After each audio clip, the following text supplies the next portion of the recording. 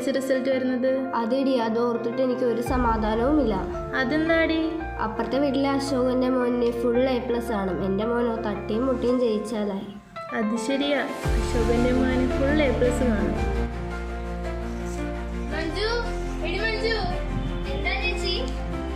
നീയാണോ അശോകന്റെ മകൻ? അപ്പോ SSLC തോറ്റുന്നു. 2 വിഷയം പോയെന്നാ കേൾക്കുന്നേ.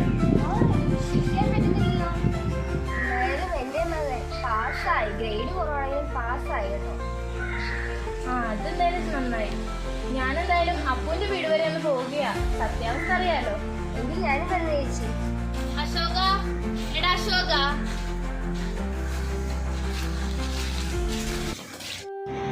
അശോക, കേട്ടതൊക്കെ ശരിയാണോടാ? അതെ ചേച്ചി, നീ നാട്ടുകാരുടെ മാത്രമേ നോക്കും. സ്കൂളിൽ ടീച്ചേഴ്സ് എന്ത് പറയും? ക്രിസ്മസ് പരീക്ഷ വരെ സ്കൂളിൽ ഫസ്റ്റ് നിന്ന കുട്ടിയാണ്. മോഡലിന് അല്പം മാർക്ക് കുറഞ്ഞിരുന്നു, എങ്കിലും ഇതുപോലെ ആകുമെന്ന് ഞാൻ കരുതിയില്ല. ഇനി ഞാൻ എന്ത് ചെയ്യും?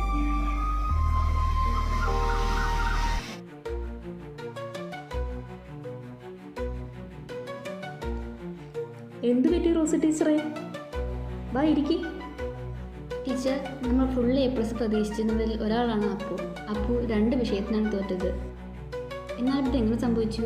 അപ്പോൾ പരീക്ഷാ ദിവസങ്ങളിൽ അത്ര ഹാപ്പി അല്ലായിരുന്നു എന്നാണ് ഇവിടെ ടീച്ചേഴ്സ് പറയുന്നത് കേട്ടത്. പിന്നെ പല പരീക്ഷകൾ കഴിഞ്ഞും ഉച്ച കഴിഞ്ഞുള്ള സമയം അവൻ കിടന്ന് ഉറങ്ങുകയായിരുന്നു. എന്തെങ്കിലും തക്കതായ കാരണം കാണും. നന്നായി പഠിച്ചുകൊണ്ടിരുന്ന കുട്ടിയല്ലേ. നമുക്കൊന്ന് അപ്പുവിൻ്റെ വീട് വരെ പോയാലോ? ശരിയാണ്, ഞാനും ആലോചിച്ചിരുന്നു. നമുക്ക് ടീച്ചേഴ്സിന് എല്ലാവർക്കും കൂടെ അപ്പുവിൻ്റെ വീട് വരെ പോകാം അല്ലേ? ഓക്കെ, ടീച്ചേഴ്സ് റെഡി ആയിരിക്കും. എൻ്റെ വരുന്നു.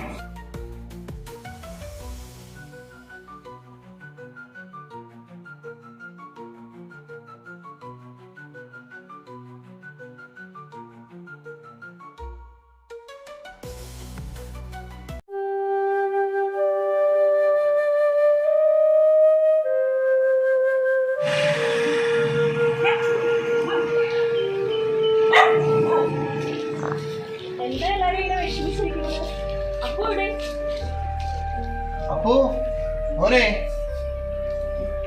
അപ്പോ മോനെ,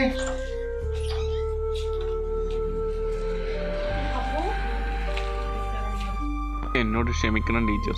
ഞാൻ നിങ്ങളുടെ പ്രതീക്ഷ ഇല്ലാതാക്കി, സ്കൂളിനെ നാണക്കേടുണ്ടാക്കി. എന്താ മോനെ പറയുന്നത്? എല്ലാം ശരിയാകും. ഞങ്ങൾ എല്ലാവരും നിന്റെ കൂടെയുണ്ട്. നമുക്ക് നല്ലൊരു കൗൺസിലറെ കാണാം കേട്ടോ. വിഷമിക്കേണ്ട. മകനേ മകളേ തിരികെ വരൂ, ഈ ലോകത്തിൻ മായയിൽ നിന്നകന്നു നിൽക്കൂ. നിന്റെ അച്ഛനെയും അമ്മയെയും ചേർത്തണയ്ക്കൂ. പഠനത്തിൽ മിടുക്കനായി ഉയർന്നു വരൂ.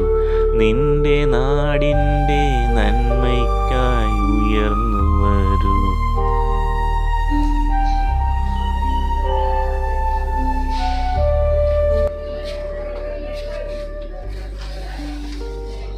അപ്പുവിന്റെ പാരന്റ്സിനൊന്ന് വിളിക്കാം. അച്ഛാ,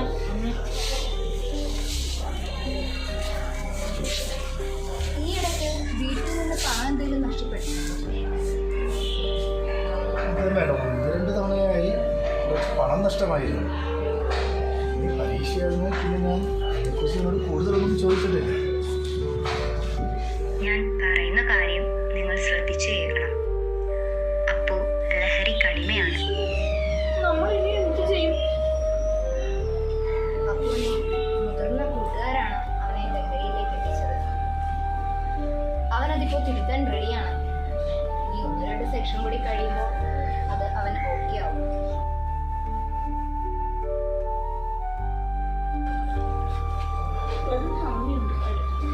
നന്ദി പറയേണ്ടത് എന്നോടല്ല, അപ്പുവിനെ കൃത്യസമയത്ത് എത്തിച്ച അധ്യാപകരോടാണ്. അച്ഛാ, അമ്മേ, ഞാനിനി തെറ്റൊന്നും ചെയ്യില്ല. നല്ല കുട്ടിയായി പഠിച്ചോളാം. ലഹരി തകർത്ത ജീവിതങ്ങൾ നമുക്ക് ചുറ്റും നിരവധിയാണ്. വിദ്യാർത്ഥിക്ക് പഠനമാകണം ലഹരി. അതിന് രക്ഷകർത്താവും അധ്യാപകരും അവർക്ക് മാതൃകയാണ്. തിരിച്ചു വരാൻ ആഗ്രഹിക്കുന്നവർക്ക് ഒരു സെക്കൻഡ് ചാൻസ് നൽകാൻ നാം തയ്യാറാകണം.